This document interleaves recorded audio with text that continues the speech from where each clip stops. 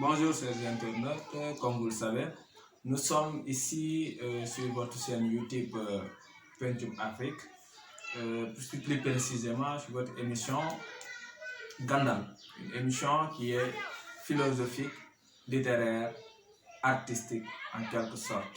C'est une émission qui tournera autour de thématiques données, mais des thématiques qui seront posées ou bien qui seront proposées en quelque sorte par les internautes. Par rapport à vos commentaires, nous allons essayer de faire des recherches et revenir envers vous pour en réalité partager avec vous ce que nous avons eu. Aujourd'hui, on avait comme question qu'est-ce que la philosophie? Une question qui pose beaucoup de problèmes aux élèves qui sont nouvellement en terminale et même qui pose beaucoup de problèmes par rapport à la philosophie en quelque sorte, parce qu'on sent en réalité que les élèves ont du mal à comprendre qu'est-ce que la philosophie, mais aussi les philosophes même ont du mal à définir qu'est-ce que la philosophie.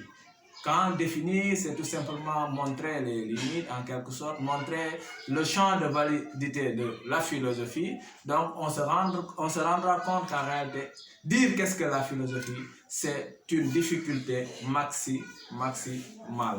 Maintenant, nous nous rendrons compte que nous pouvons proposer des définitions, comme on le dit, des tentations de définition ou des tentatives de définition. Et par rapport à cela, nous avons quelques définitions que les gens ont souvent peut-être proposées ou bien que les gens proposent dans la plupart des classes. Parmi ces définitions, nous avons la définition de son sens étymologique qui veut dire tout simplement amour de la sagesse. Philosophie comme amour de la sagesse. Sophia qui veut dire amour, autant pour moi, philia qui veut dire amour et Sophia qui veut dire sagesse. Amour de la sagesse. Du verbe philein qui signifie aimer. Donc ce sont des mots grecs. Quand on parle de l'étymologie, donc ce sont des origines de ce mot. Maintenant, par rapport à ça, nous avons d'autres tentatives de définition. La philosophie comme étant un art de vivre. Nous avons aussi la philosophie comme étant une liberté d'expression, une liberté de penser. Nous avons aussi la définition de la philosophie comme étant une meilleure vision du monde. Mais ce qui est important, c'est que par rapport à toutes ces définitions tournent autour de l'homme. Parce que la philosophie, quelle que soit sa définition que vous allez entendre, sera une définition qui concerne l'homme directement ou indirectement. Maintenant, cet atelier, cette activité de réflexion, cette activité intellectuelle qui est la philosophie, qui pose beaucoup de problèmes parce que nous nous rendons compte que tout ce que les philosophes sont d'accord, c'est le désaccord. Les philosophes entre eux-mêmes n'ont pas une unanimité par rapport à la question qu'est-ce que la philosophie. Donc, ce qui veut dire qu'il y a beaucoup de difficultés à le définir unanimement, mais ces définitions que nous avons proposées peuvent être valides comme d'autres définitions.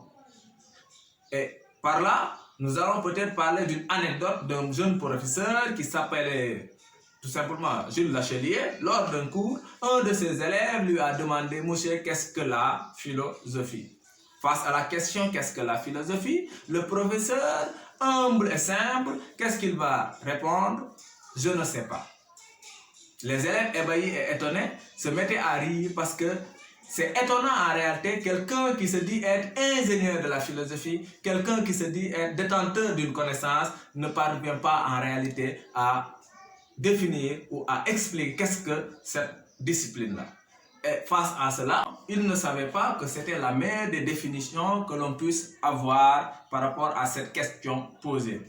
Face à la question qu'est-ce que la philosophie, la réponse du jeune professeur Jules Lachelier, je ne sais pas, était une réponse pleine de sens. Parce que, tout simplement, c'est une prise de conscience de notre ignorance. Seul celui qui sait ne pas savoir cherche, disait Grégoriot. Et si la philosophie est une recherche perpétuelle de la connaissance, une quête de la connaissance, une tension vers le savoir, donc cette réponse serait la meilleure des réponses face à cette circonstance questionnelle que les élèves lui ont posée. Maintenant, au-delà de ça, nous allons comprendre que cette prise de conscience de notre ignorance est importante dans tout simplement ce qu'on appelle la philosophie. Parce que celui qui sait tout ne peut pas en réalité chercher, il n'a plus besoin de chercher. C'est le sage, il n'a plus besoin de chercher. Dieu ne philosophe pas aussi parce que Dieu en réalité sait tout, il n'a pas besoin de chercher. L'ignorant en quelque chose ne peut pas philosopher. Pourquoi? Parce que tout simplement, l'ignorant même en réalité, lui, il croit savoir alors qu'il ne sait pas.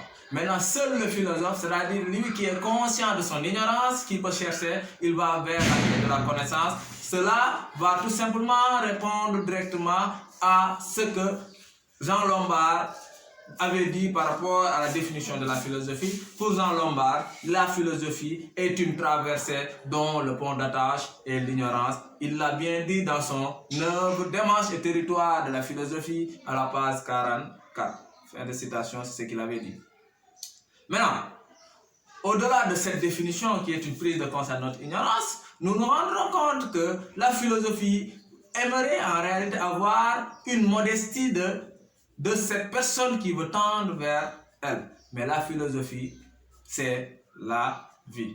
On ne peut pas vivre sans réflexion, on ne peut pas vivre sans pensée, on ne peut pas vivre sans recherche. Si nous voulons savoir, il faut que nous cherchions. Et pour chercher, il faut savoir d'abord que nous ne savons pas. Parce que celui qui sait qu'il sait, on vous dit il faut l'écouter. Celui qui sait qu'il ne sait pas, il faut en réalité l'aider. Celui qui ne sait pas qu'il ne sait pas, il faut lui fuir.